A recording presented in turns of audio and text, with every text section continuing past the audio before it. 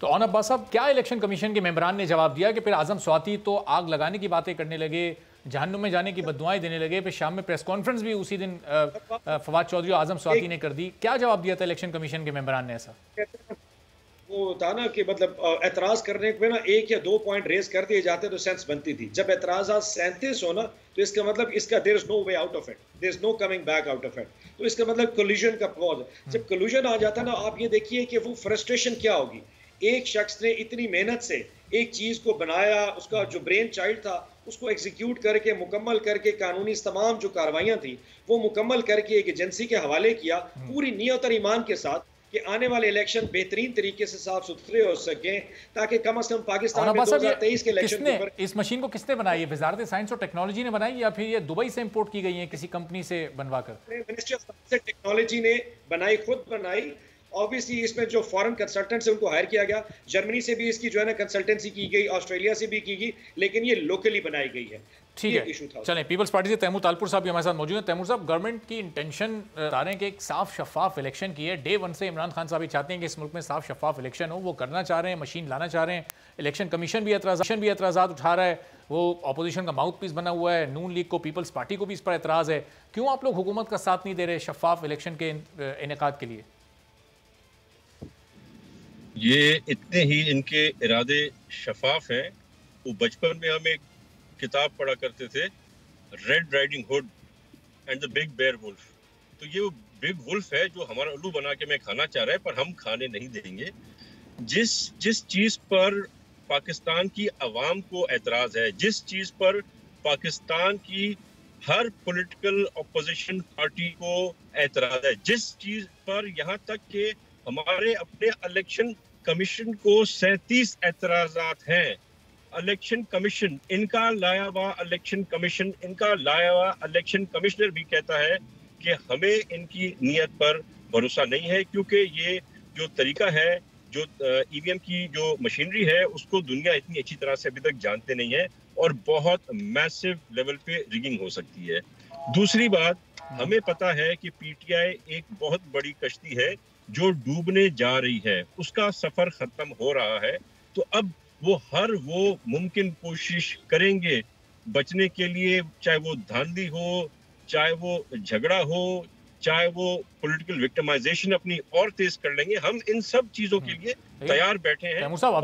अभी तो इन्होंने कंटोनमेंट बोर्ड के इंतखाबात में पूरे मुल्क में सबसे ज्यादा सीटें ली हैं। यहाँ कराची में, सिंध में इनकी और आपकी सीटें बराबर हैं, 50-50 के मार्जिन से इन्होंने सीटें ली हैं, 14-14। पूरे मुल्क में सबसे बड़ी जमात बनकर ये सामने आए, बलूचिस्तान तक से सीटें निकालने में कामयाब हो गए और कहीं कोई धांधली का शोर भी नहीं मचा है। इसका मतलब कि जेन्युइन इलेक्शन थे, रिजल्ट बिल्कुल दुरुस्त थे। वो जमात जो कि वफाक में हुकूमत में बैठी हुई हो, अपने सारे तरीक़ेकार धांधली के इस्तेमाल कर रही हो और फिर भी उसमें और दूसरी जमातों में फ़र्क ना रहे, तो यही बहुत बड़ा अलमिया है।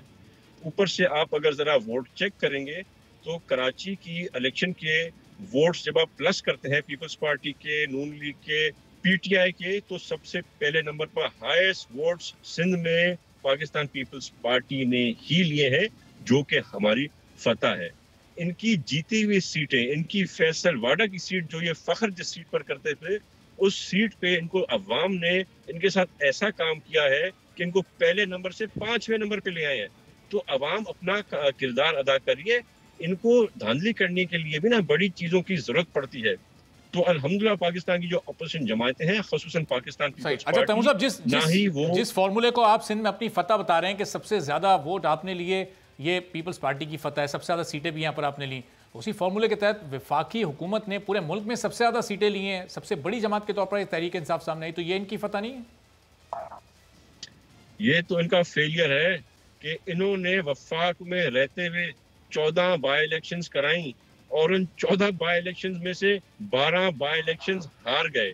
मेरे ख्याल से अगर कोई बड़ा लीडर होता, कोई ख्याल रखने वाला लीडर होता, जिसका कैलिबर होता, तो वो खुद इस्तीफा देता प्राइम मिनिस्टरशिप से इस रिजल्ट के बाद। सही। तो ऑन अब्बास साहब, ये 14 में से 12 बाई इलेक्शंस आप हारे, तो हुकूमत की पार्टी की मकबूलियत पर एक सवालिया निशान तो है। बल्दिया कंटोनमेंट बोर्ड के इंतखाबात में ओके आप मुल्क की सबसे बड़ी जमात के तौर पर तो सामने आए, लेकिन पंजाब में ख़ासतौर पर लाहौर में जो आपको और पंजाब के कुछ दूसरे शहरों में जिस तरह नून लीग ने शिकस्त दी है, वो है आपके लिए लम्हा फ़िक्रिया? खान साहब ने जाकर रिपोर्ट तो ली थी, उसके बाद फिर क्या कार्रवाई हुई उस सिलसिले में? इलेक्शंस हैं, हम इसे अपनी फतह ही समझते हैं। फिगर्स आपको समझा देता हूँ। हमने पूरे पाकिस्तान में जो फिगर्स लिए हैं वो पिछले 2015 के इलेक्शन से सिर्फ कंपैरिजन कर लीजिए। हमारे 15 के इलेक्शन में 53 सीट्स थी पूरे पाकिस्तान में 216 सीटों में से। इस दफ़ा हम उसको 67 पे या 66 पे लेके चलेंगे। ओवरऑल हमारा राइज हुआ है। पीपल्स पार्टी वो जमात है जिसके नंबर्स कम हुए हैं। आज़ाद जो इलेक्शन जितने लोग जीते हैं, अगर मैं से देखें मुल्तान की बात कर देता हूँ, मुल्तान में आज़ाद इलेक्शन जितने लोग जीते हैं सारे हमारे पीटीआई के ही थे। कुछ टिकट्स के इश्यूज, कुछ इश्यूज अपनी जगह बन गए, लेकिन ओवरऑल जमात ने हमने कंपैरेटिवली पिछले साल की निस्बत अगर कोई आज़ाद हैसियत में जीत गया और पीटीआई का कैंडिडेट हार गया तो ये भी पीटीआई पर एक सवालिया निशान है ना कि लोगों ने आज़ाद उम्मीदवार को तो वोट दे दिए, आपकी जमात के टिकट पर जो लड़ा उसको जमात के नाम पर वोट नहीं दिया। आप सब कैंटोनमेंट बोर्ड के इलेक्शंस हमेशा जो है ना वो आज़ाद कैंडिडेट्स मैक्सिमम जीते हैं। आप पिछले 4 इलेक्शन के फिगर्स उठा के देख लें, कभी भी 50 से कम नहीं जीते। उसकी वजह ये अर्बन एरियाज का इलेक्शन होता है, लोग इस लड़के जीत जाएंगे क्योंकि इसमें एक बंदे शख्स ने वाइस चेयरमैन बनना होता है। चेयरमैन तो वहाँ पे जो कमांडिंग ऑफिसर होता है खुद बनता होता है, तो वो सारे इकट्ठा पैनल करके खुद किसी एक को वाइस चेयरमैन बना देते हैं। तो नॉर्मली लोग वो टिकट लेते भी नहीं है। ये कोई इतना बड़ा इशू नहीं है। ओवरऑल अगर पूरे पाकिस्तान का वोट बैंक देखा जाए तो पूरे कैंटोनमेंट बोर्ड में सबसे ज्यादा वोट पाकिस्तान तहरीक इंसाफ ने लिए हैं। जैसे कि तालपुर साहब कह रहे हैं कराची में इनके वोट होंगे शायद, लेकिन ओवरऑल पूरे पाकिस्तान में फेडरेशन की अगर कोई जमात है तो पाकिस्तान तहरीक इंसाफ ही निकली है। जहां तक इन्होंने बार-बार कहा ना, इसके बाद जो इस वक्त माहौल इतना ज्यादा खराब हो गया इलेक्शन कमीशन और हुकूमत के दरमियान, तैमूर साहब ये 2023 के इलेक्शन अभी हुए नहीं है और पहले ही ये इदारा जिसको इलेक्शन कराने और हुकूमत आमने सामने आ चुके हैं, इंतहाई मुतनाज़ अगले इलेक्शन होने जा रहे हैं। हमेशा इलेक्शन में धांधली के इल्ज़ाम बाद में लगा करते हैं, लेकिन यहाँ पहले इतना माहौल ख़राब हो गया तो अगले इलेक्शन इन हालात में कौन उसके रिजल्ट्स को तस्लीम करेगा? ये तो आपने मुझसे पूछा नहीं, तैमूर साहब से पूछा, मैं आपकी दफात हूँ फिर साहब। जी तैमूर साहब, ये तो बहुत बड़ा अलमिया है।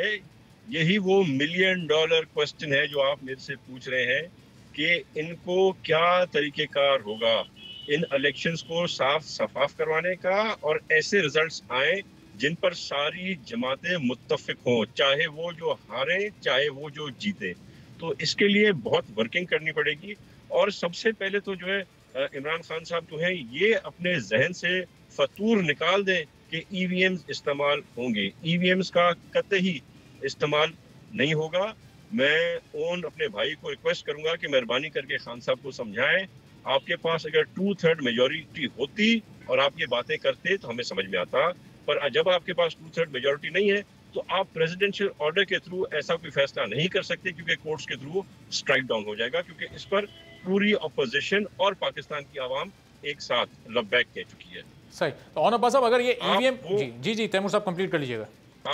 आप मुझे सिर्फ एक चीज और जरा मेरे भाई मैं बड़ी इनकी रिस्पेक्ट करता हूँ से पूछ के बता दें कि कौन से वो अरबों खरबों की जायदादें हैं, कौन से वो अरबों खरबों के तोहफे हैं जो खान साहब को मिले हैं जिनका वो जिक्र करने को भी तैयार नहीं है। क्या वो या तो फिर ये हड़प करना चाह रहे हैं इन तोहफों को, या फिर जो एक टैक्स मिनिमम किस्म का देना पड़ता है एक्सेप्ट करने से पहले, वो नहीं देना चाहते। सही। तो ऑन साहब चले पहले इसका ही जवाब दे दें। जो तोशा खाना रेफरेंस पर केसेस चल रहे हैं माजी के हुक्मरानों पर, और खान साहब कह रहे हैं कि आपकी पार्टी कह रही है, हुकूमत कह रही है कि हम खान साहब को मिले हुए तोहफों से मुताल्लिक कोई डिटेल्स पब्लिक नहीं करेंगे।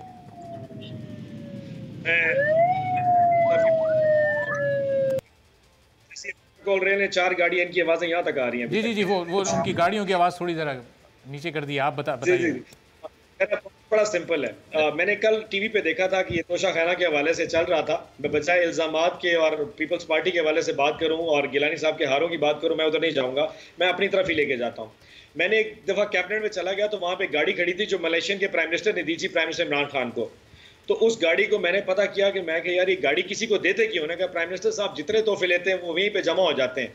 मैं अपने हल्फन ईमान से कह सकता हूँ, मुझे तफसील का नहीं पता, मैं अपने ईमान से कह सकता हूँ कि आज तक कोई ऐसी चीज जो प्राइम मिनिस्टर इमरान खान को ऐसे सरकारी तोहफों मिली होगी जिसकी वैल्यू मतलब एक बहुत बड़ी वैल्यू होगी जो कि मतलब काबिल बर्दाश्त ना हो, वो अपने पास लेके जा नहीं सकते। तफसील प्रोवाइड ना करने का जवाब जो मैंने कहीं पे पढ़ा, मैंने इस पे डिटेल अभी इन्वेस्टिगेशन नहीं की, जो मैंने पढ़ा वो सिर्फ उन लोगों के जिन्होंने तोहफे दिए उनकी कॉन्फिडेंशियल, अदरवाइज ये तो पब्लिक एसेट है, ये इंफॉर्मेशन छुपाना अरबाब साहब नामुमकिन है। हम अगर आज छुपा भी ले तो 2 साल बाद, 5 साल बाद, 8 साल बाद सारी दुनिया को पता चल जाएगा। जिनकी जानिब से दिए गए उन लोग, उनके इंडिविजुअल नामों को ना उनको डिस्क्लोज किया जाए, सिर्फ उनके मुल्क के नाम और जो इसकी वैल्यू है वो सिर्फ पब्लिक कर दें। एक और भी बता सकता, मैं कहता तालपुर साहब का लाख इख्तलाफ हमसे हो सकता है, तैमूर भाई का लाख इख्तलाफ हमसे होगा, ये हल्फ ये भी दे सकते हैं कि इमरान खान साहब इस किस्म का काम कभी नहीं कर सकते। अच्छा पूछे जी तैमूर साहब, इस पे ये आप हल्फ दे सकते हैं खान साहब ऐसा कोई काम नहीं कर सकते?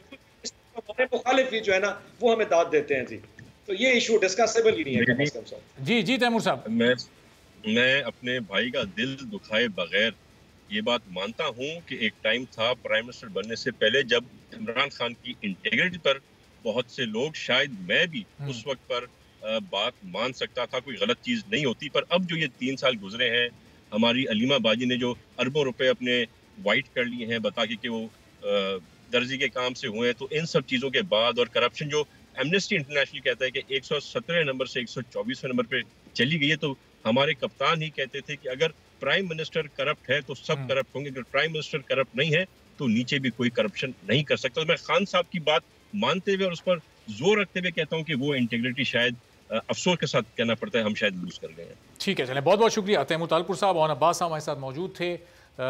ईवीएम के मामले पर हुकूमत और अपोजिशन का इस वक्त कोई इत्तेफाक होता दिखाई नहीं दे रहा। इलेक्शन कमीशन और हुकूमत भी आमने सामने खड़े हैं। अब देखना है कि मामला किस तरफ जाता है। आने वाले दिनों में जाहिर है कि इस पर डिटेल से बात होती रहेगी।